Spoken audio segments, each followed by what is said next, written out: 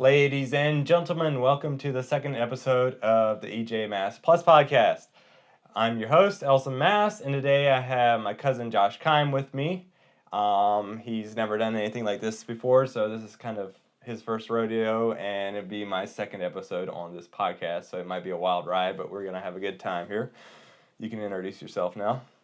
Yeah, like Elson said, my name's Josh Keim, and we would be first cousins, so I would know Elson pretty well. So, What do you do for work? right now I'm actually working for one of my other cousins, Brian Keim, and we build pole barns. We work for a general contractor called MQS, so we build for them. Right now we're not just very busy, or they're not giving us just a whole lot of work, so we're actually working for Dutch Builders some, which is the company you would work for. So, Yep.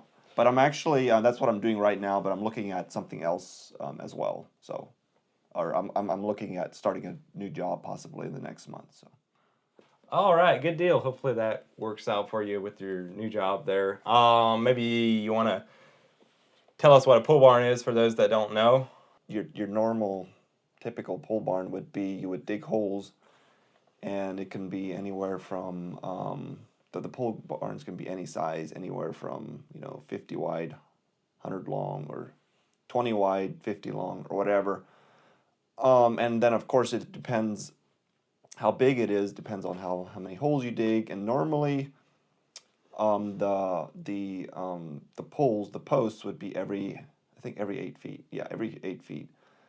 And then of course you would start out with digging the holes, setting the posts, and then What are the 6x6 posts or 8x8s? You mean like the dimension? What sizes do you posts? Normally they are, what are they? Like so they would be the laminated. Oh, okay. So it would be.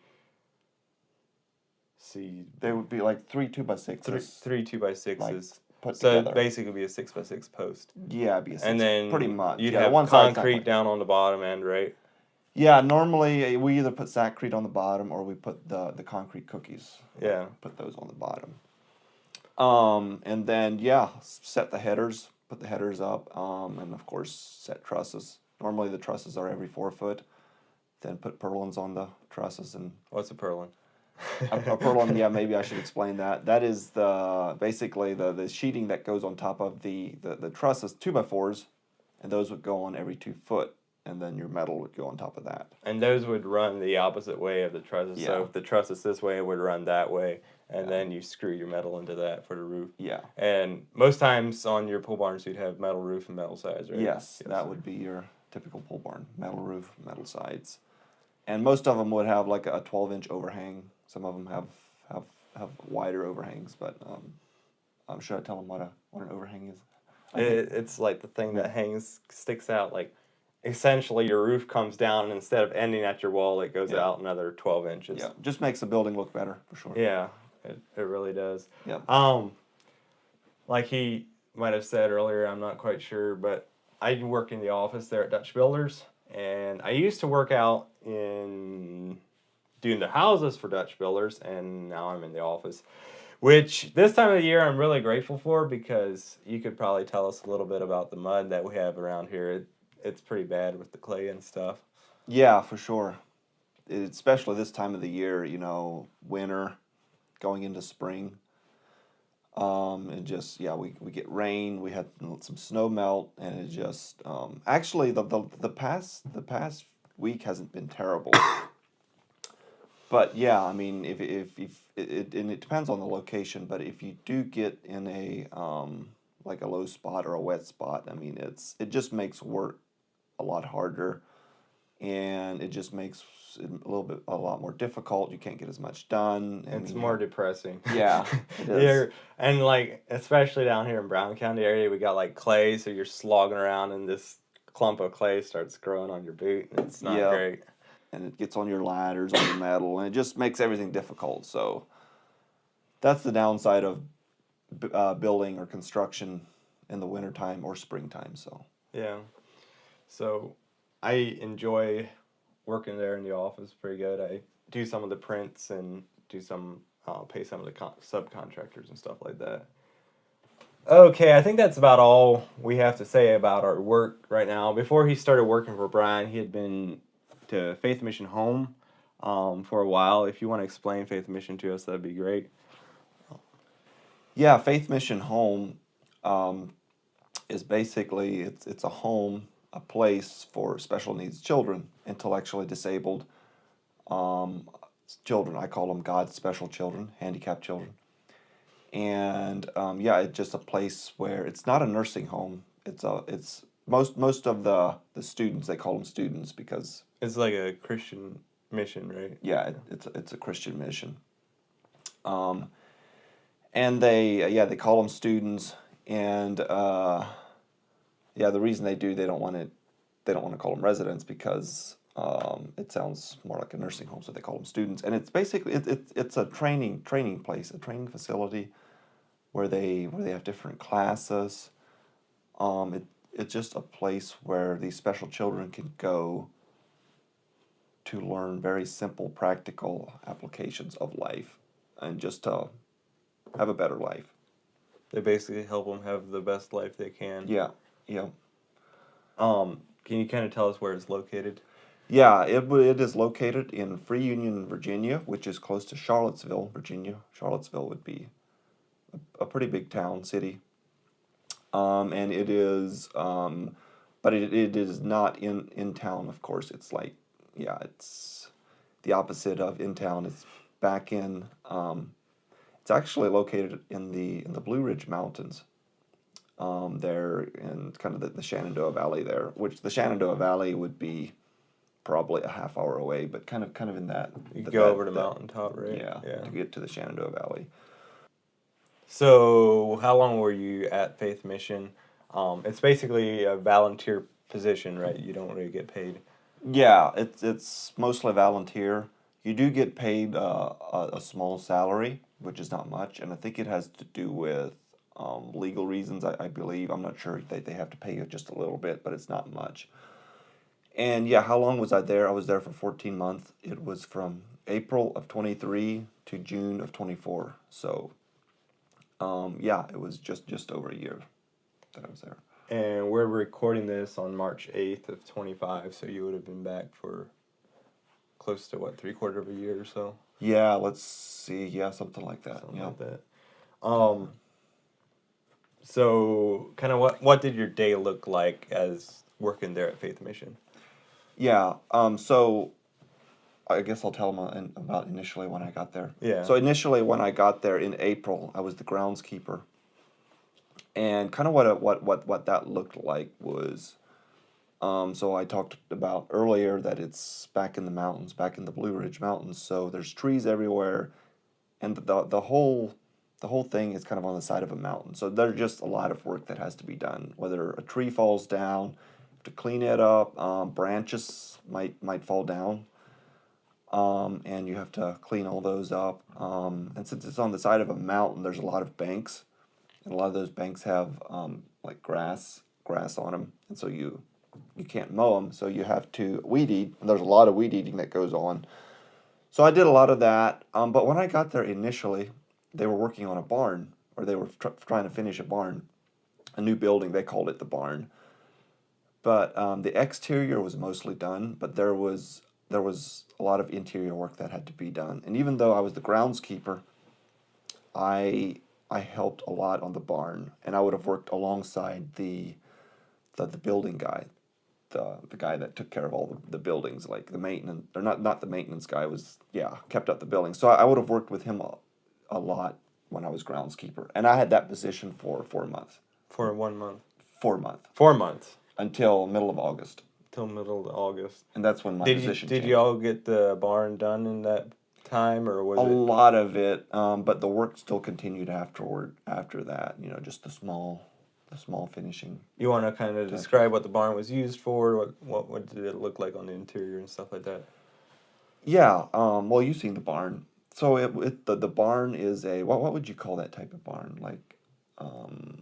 I had actually gone to visit Josh a time or two. I think maybe 2 times, but that was after he was groundskeeper. It was, I think. in just a couple months before he left in 24. It would have been I spring think of 24. came in April. It Or would was have it probably March? been, March or April 24? I think it might have been April. And then I had brought your parents down too. Oh, that's true. So And that was that was a couple of weeks after that. So the barn there that they built, it has an upstairs and kind of a basement, right? But I'm trying to remember what they call those specific barns. It's like a rustic. Oh, like the look. Yeah, it'd be more like a rustic like it has look, the and the big inside was beams. kind of like a venue, like a rustic venue or whatever. Yeah. So okay. So the main floor was an event center where they held all their events. Whether it was a farewell, whether it was like a staff activity, whatever it was, and then it would have had a balcony like for an overflow. And then the downstairs, the basement, would have been the barn, and they had a few animals in there. They would have had, or they still do. They had a pig there. I think like a what do you call those? Potbelly pig. Potbelly pig. They had They had sheep, goats. They had some goats that couldn't stay in their pen. They would just Yeah. jump right up over if they felt like it. You witnessed that. It was kind of hilarious. The goat was just standing up on the fence. Like the fence was a little bit wider, wasn't it? Like a 2x6 on the top, and the goat was just standing Yep. there. And then he hopped on the other side, and then he hopped over in the pony's pen, and then he Yep. just kind of went wherever he wanted to. I thought that was kind of funny. Yeah, it was just being a goat, having fun. They also have a pony there where they give pony rides. They have a cart, but that they call that the barn classroom, and that goes along with what I talked about earlier. Faith Mission is a training place. It's kind of a school, and they would have called that the barn classroom, and that would have had a barn teacher, and so these different groups of students, they would come down there every day, like they would rotate through there, and then they would just they might feed the animals, they might sweep the floor, clean out some of the pens, go on a pony ride, do just very simple things. And when I was there, I think they had a few chickens up by the barn too. Yeah, right? they had some chickens there too. I think they have some rabbits, and they've been adding to it, I think, as time goes on, adding more animals. So after the groundskeeper, what did your position change to? Yeah, my position had changed to a Dogwood Cottage. And I forgot to mention this earlier, or I haven't mentioned this yet, but there's kind of two separate systems there. So you have the main home, the lower functioning students, and you have and that would be kind of the main part of the home or of campus. And then you also have a different part of the campus, and that is the cottage system. And that's where the more higher functioning students would be. And that's where I went. So and I'm going to be talking specifically about the guys' cottages. There's 3 of them. There was Dogwood Cottage, Oak Ridge Cottage, and Pine Ridge Cottage. And I was at Dogwood Cottage. And that position was, I was in charge of four students, and they, of course, would have been the higher functioning ones. They would have, like their physical needs, they could have all been, they could meet those by themselves, like taking showers, using the bathroom, eating, doing all those things. They could take care of themselves. So it was pretty easy. The only thing you just kind of had to facilitate, just be there for them, make sure they're doing the right thing, and just watch over them, whether it was when they were getting ready to go to bed. Well, even a lot of times they would go to bed by themselves. They knew the time, but just be there for when they had a meal, when we ate, have breakfast with them. And Dogwood Cottage was the farm. So we had animals, we had chickens, we had steers, we had hogs, and that would have been for the 4 students to take care of. Of course, we had to be there to facilitate that, watch over them, make sure they're doing their chores right, and just but it just gave them something to do. And it was. You know how many chickens you had about? Yeah, we had about. I think when I left, we had between 600 and 700. And I think that's about how many eggs we were gathering. Maybe we had a little bit more chickens, but I think we were gathering about 600-700 eggs in a day. And that So would have been, in chore time, basically, you go out and feed the steers and stuff, and yeah. then you gather all the eggs. I can talk a little bit about how the Yeah, how the if day you went. want to talk a little bit about how chore time went and stuff like Yeah, that. kind of how the day started. So since it was separate from the home, we were in a different house or whatever. So I lived in the basement. I actually had a roommate, but lived in the basement with these four boys. They had 2 rooms, 2 students per room or 2 boys per room. And we were in the basement, and then we also had house parents that lived in the main floor. So it was between me and the house parent. We would take turns in the morning having breakfast with the 4 boys. So one morning the house parent would do it, the next morning I would do it. We would take turns. And of course, sometimes, well, actually, we didn't do it every other day. The house parent would schedule it. Some days I would do it 3 times, 3 times a week. Next time he would do it 4 times a week. We would be there for each other. If I would leave for a couple days, he would look after me. The house parents lived upstairs, right? Yeah, they lived. And they would have that would have been kind of like a married couple, and they lived on the main floor, and it would have been a married couple had they had a family.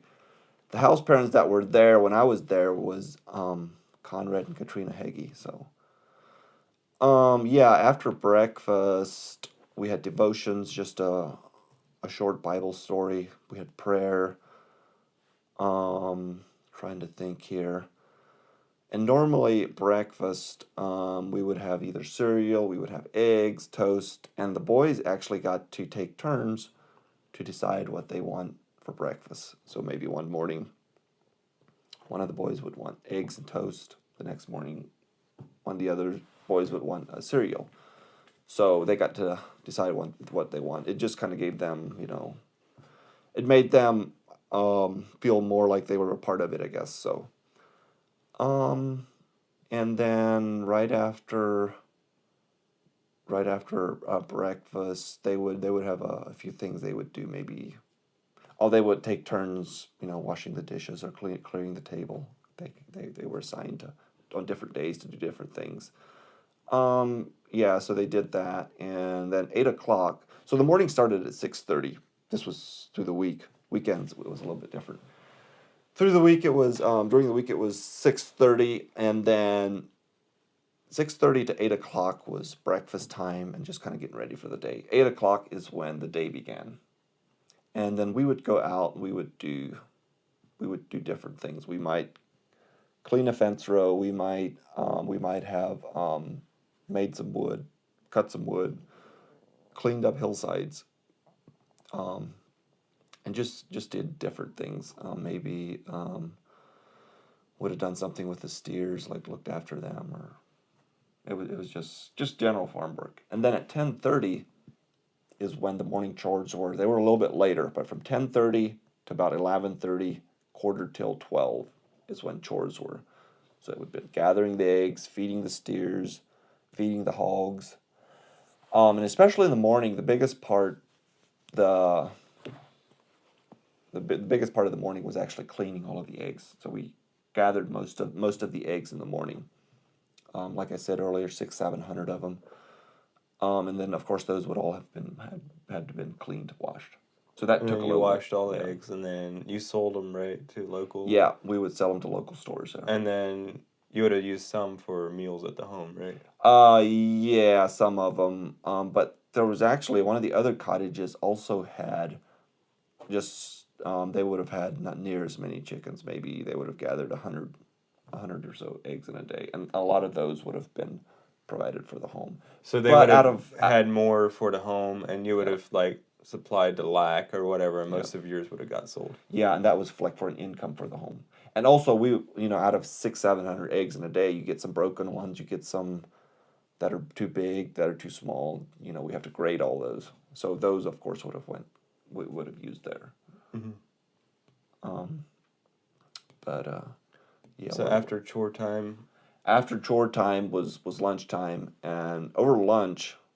So like I said earlier, there's 3 cottages, and each cottage, if it's fully staffed or not fully staffed, if there's 4 students per cottage, that means there's 12 boys, and every lunch, and actually supper too, all the 12 boys would get together and have lunch. And So for lunch, the 3 cottages and the cottage system would have lunch together. yes, they would always have lunch together. And normally that was at one of the house parents out of the three house parents. So if it would have been your house parents, you would have basically just went upstairs. Yeah, we would have went upstairs.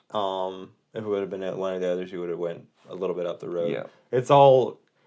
How many acres? There's quite a few acres there, but it's mostly all within. It's what do you about think half a mile of each other. It's probably about, I would say, a mile from one end of campus to the other. And then the home would be kind of right in the center. Or it would be right in the main home would be in the center. Yeah. So yeah, then after lunch we would have lunch together. After lunch, normally lunch was over by 12:30, and then from 12:30 to 1:30 was actually nap time for the boys. So they got to get a nap in, and of course, we didn't have to be back on duty until 1:30. So I would take advantage of that too sometimes. Get my own nap in. So then from 1:30 to 3:30 was again the same idea. It was just general farm work, whatever, like I said earlier. And then 3:30 to 4:30 was evening chores. So you did the chores twice a day. You would basically just repeat what you did in the morning. Yeah. I mean, the evening chores looked just a little bit different than the morning chores, but yeah. And then at 4:30, between 4:30 and 5 was kind of shower time and get ready for the evening for the boys. And then, between 5 and 6 o'clock, the boys just had they were kind of by themselves. Of course, the house parent was upstairs. But they would just kind of get ready for the evening. And then at 6 o'clock is when all 12 boys would get together again and have supper. So essentially, the 3 cottages in the system would have lunch together, and they'd have supper together, but the breakfast would be separate. The breakfast would be separate, yeah. And then us staff, so of course there was 3 single staff, 1 for each cottage, and then 3 sets of house parents. And between those, we would take turns having supper with the boys. So that normally came around about once a week. So I would be on duty and that would be until 8 o'clock. So supper was at 6, and then supper normally was until a little before 7. And then after supper was just activities, play games. During the summer, we might go down to the park. We might play cornhole. Of course, during the winter, we'd just stay in the cottage. Speaking of the park, they have kind of their own park there. They do. At the campus, they have their own park. It's actually a really neat place that they have there set up kind of back where there's no cell service. And yeah, there's no cell service except it's a few spots where you can get a signal. Yep, that's right. Okay, I think that's a pretty good view for like what a day was like. Thank you for that. Let's zoom out a little bit, and you can kind of talk about what your week was like, how many days you worked. Did you have like a day off or whatever? Yeah, so a normal week would be Monday through Saturday, and normally it was the house parent that scheduled your day off, I guess. And it was normally between Tuesday and Friday. That's kind of how a normal week looked like. Unless you wanted Saturday off, I could have Saturday off, but I would have to especially request that. I was like, hey, I want Saturday off. I'm going somewhere.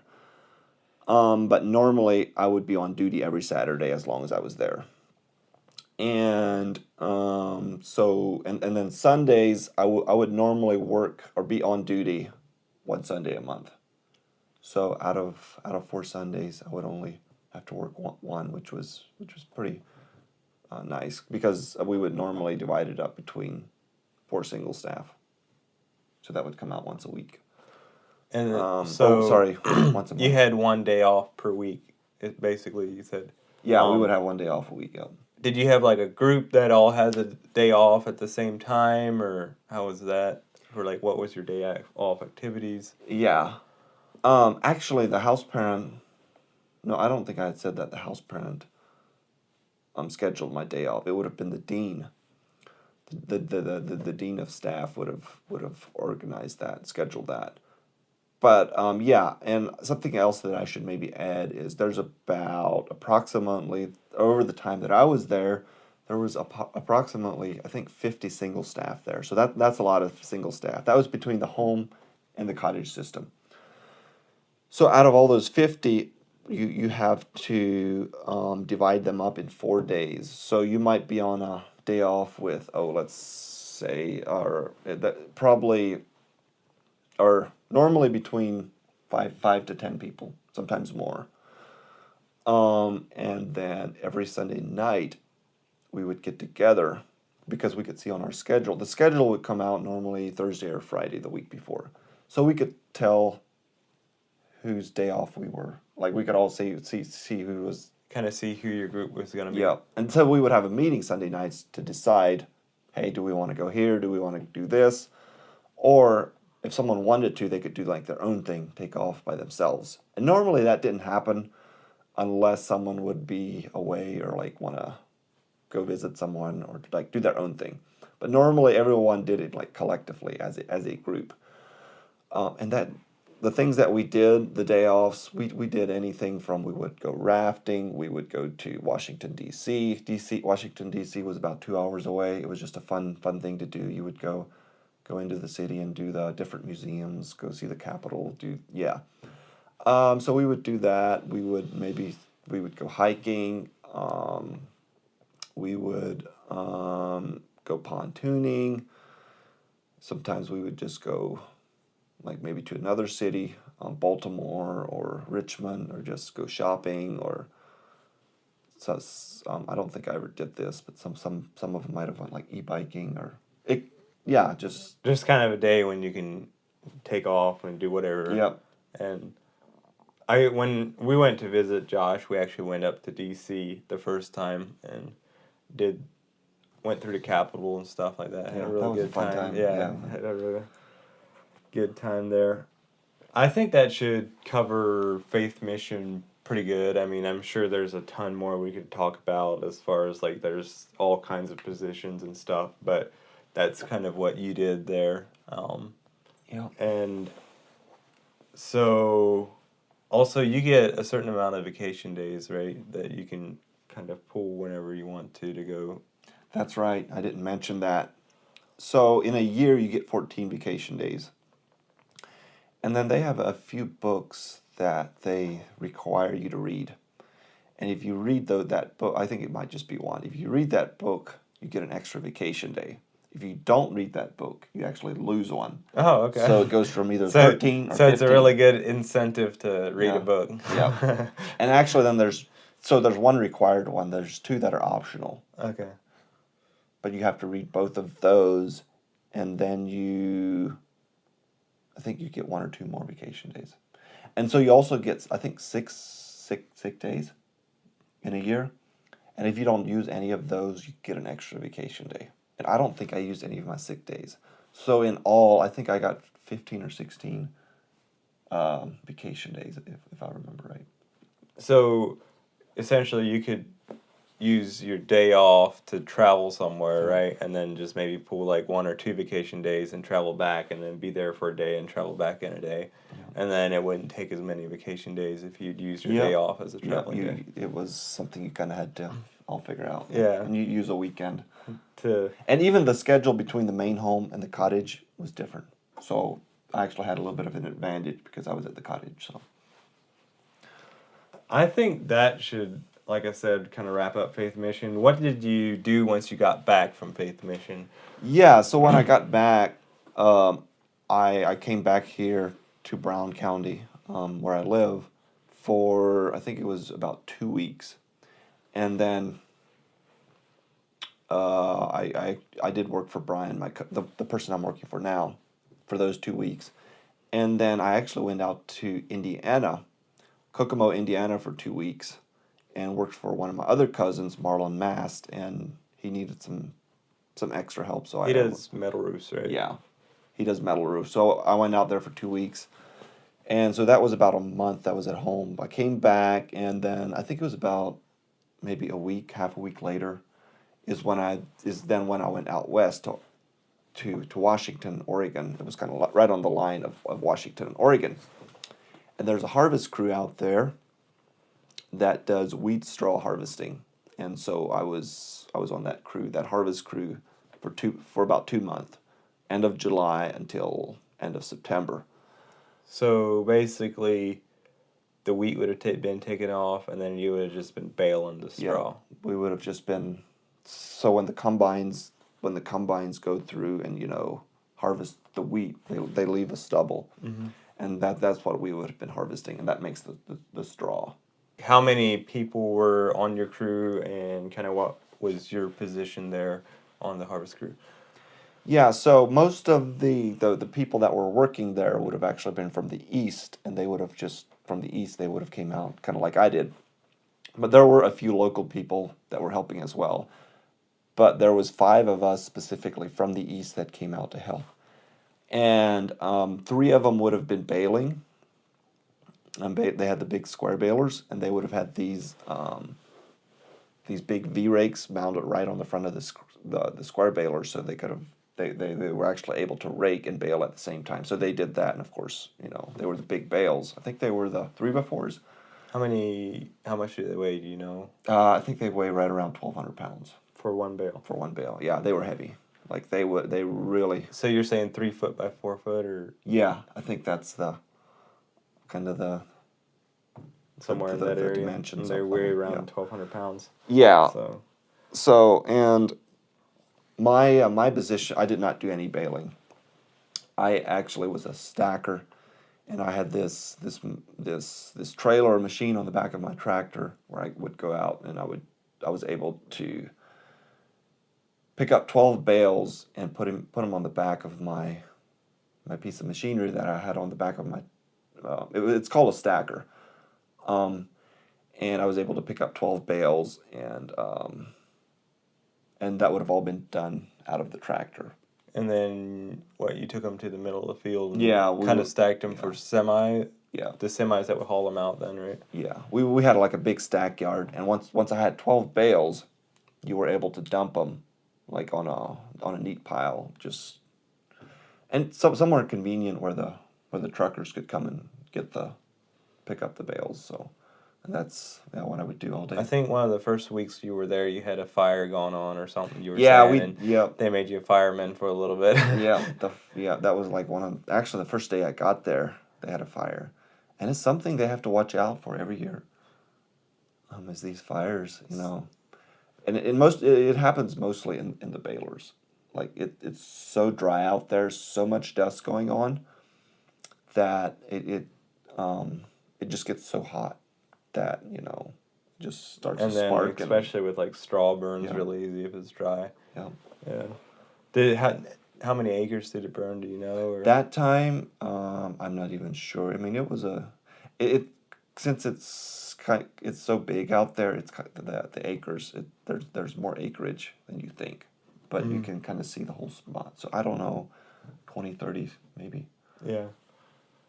So basically, after they had that fire, they had you drive in a water truck around for a while, right? Just to kind of watch out for a fire and put it out before it burns 30 acres, or yeah. That was the first. I think that was only the first day. I about forgot about that. They have this big water truck that they take around with them from field to field, just in case a fire comes up. So they don't burn down all of Oregon. Yeah. Because once the wildfires get started out there, it's really bad. And I think I did that the first day. I think I just like the first day sat or so. there. And then after that you ran a stacker for the whole time. Yeah. I think, is that all? Basically, you ran a stacker out there. Yeah, maybe I can talk a little bit about my hours. Yeah. So when I initially got there, we would normally start at about 8:00 in the morning and then go until 9, 10 o'clock at night. So it was a long day. But towards the end, we started at 7 and only worked till around 7:30. And also initially, since we worked that late, they would actually bring supper out to the fields for us. But then towards the end, we would actually all go back and meet at the person that we were working for. And these were Mennonites, by the way. So And Kinda same as you we were were, basically just doing like custom harvesting, right? Yeah. You were just like cutting Yep. for for all kinds of people. different. The crew that I worked for, the owner did not own any of the land. Yeah. It was all custom. So And so after that, you came back. Is that when you started working for Brian again? yeah, after I came back, I started working for Brian again just because I didn't really have anything else lined up. It was more just to Have something to do for a while. so I would have a job until I find something else. And I think I mentioned earlier that I have something else that's possibly coming up. Alrighty, so I think that's kind of a lot about your kind of life over the time when you went to Faith Mission and coming back, transitioning back into life in Brown County. So we'll maybe talk a little bit about Brown County, kind of where we live. So we would be Mennonites. We live in Brown County, Ohio. I would be located in Winchester, Ohio would be my zip code, and he'd be Russellville, Ohio. It's just both small towns. I actually live on Russellville Winchester Road. I'm not gonna say where, in case I get YouTube famous someday, you know. Yeah. But Don't give him your address. Essentially Russellville Winchester runs between the town of Winchester to the town of Russellville. That's why it's called Russell Winchester.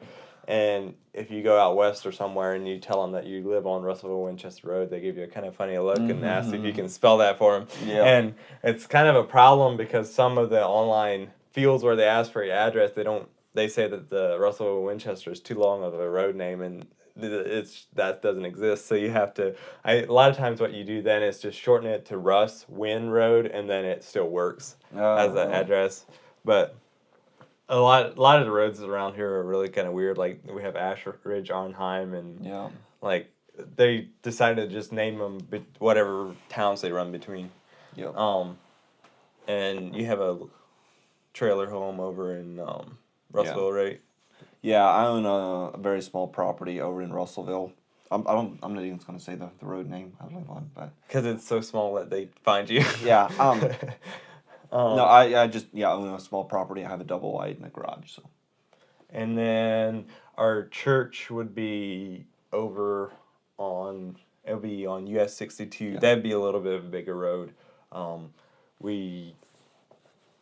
It's Stillwater's Mennonite Church, and we just recently actually just built what is it? It's really big. It's like 130 by 60 or something. I 80. actually don't know the dimensions. I think it's like 80 by 130 or 131 or something. It's a pretty big schoolhouse that we built for a school there, and we got a gym attached to it with like 2 net. It's gonna fit 2 volleyball nets, so that's gonna be kind of nice for our youth functions and stuff when we get together and play volleyball. We actually have a kind of church volleyball. Basically, when they say it's a church volleyball, all the youth show up, and sometimes the parents show up just to kind of watch or whatever. And then the younger ones that aren't youth age, basically our youth would be 16 until you get married, would be kind of our youth. And then the church, then the in-between ones that would be out of school, a lot of times they would play. They'd come with their siblings if they have siblings in the youth. And so we have one of those at 5, and it's almost 3 now. And I haven't ate anything since like this morning at probably 7 a.m., so I'm kind of hungry. So I guess we'll probably kind of wrap up this podcast here before too long. You have anything exciting to say yet, and what you think about maybe youth group, or maybe you can kind of talk about how many people there are and stuff like that. And the youth group? Yeah. I'm actually not sure on the exact number. Do we have around 20, 25 youth, I believe? I'd say something like that if they all show up. If they all show up. I would say it's a decent-sized youth group. Not too big, not too small. Yeah. So, and talking about the youth group, I appreciate everyone. I enjoy our youth group. I look forward to the activities. And, actually talking about this evening volleyball, I wasn't 100% sure yet if I'm going. Are you going? I plan to, yeah. Which... That's not really a youth thing. It's more of a church. It's more of a church function to where people could show up. Essentially, we have every Friday night we have a planned activity. The first Friday of the month would be a Bible study, always be a Bible study, and then A lot of times there's 1 or 2 volleyballs a month, and then sometimes we'll have like a blessing night where we'll just go out and help people in the community or whatever. We've done random stuff. And then like occasionally there's a few other churches around here that like Mennonite churches that would be, what do you think, about an hour to Leesburg and about an hour to the one in Kentucky. Yeah. And so we sometimes do like a joint volleyball with them or whatever. Or we've already done one from, I think they were from Indiana, just a youth group, and then you just play volleyball together. And that's a lot of times when you kind of need the 2 nets, and a lot of times we have to rent one from like a school or whatever. And so once we do get this gym finished up, it's gonna be really nice. Right now they got the electric on, and do they? Yeah, Okay, they just nice. turned it on last week, or it would have been probably around Tuesday. So just a couple days ago they got the electric on. Good. Got the lights working, and then the heating and air guys are in there putting in their system. So it's moving along. Got to put in drywall and all that stuff. So I think that's it for this podcast. Anything you want to say as we close this thing up, or? Yeah, I mean, like it was talked about, like from the beginning, right at the start. I think you said that this is my first podcast, so I was a little bit nervous, didn't know how it was going to go, but I just want to thank you for having me on. Yeah, thanks for being on. Being your guest. I'm trying to. What I'm trying to do, my goal with this podcast is to do 1 per month, and so I should be able to release this one on the Saturday where it would have been 1 month. And I'm just scrambling to find guests, so I really appreciate you coming on. I think that should be it for this podcast. Thanks for listening or watching. You can like on YouTube or follow on Spotify or leave a rating on Apple Podcasts because it's on all 3. I might leave links to my website in some of the descriptions, so you can check that out if you want to and see some of the other episodes and stuff that I do. Or you can just go to EJMast.weebly.com. That's EJMast.weebly.com and check that out if you want to. And till next time, God bless.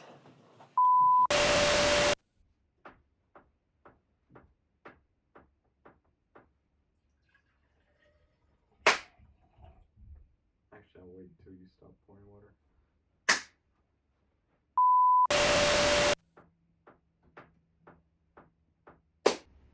That's something I'll fix.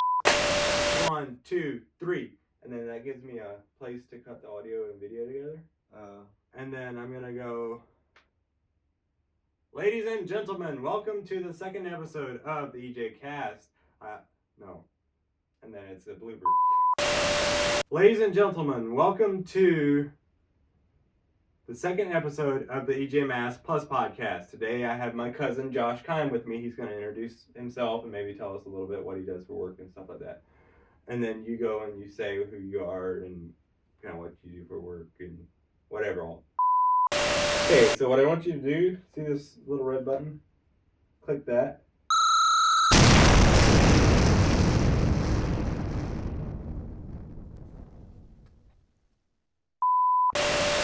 Anyway, I think that's been all for this podcast with Josh Keim.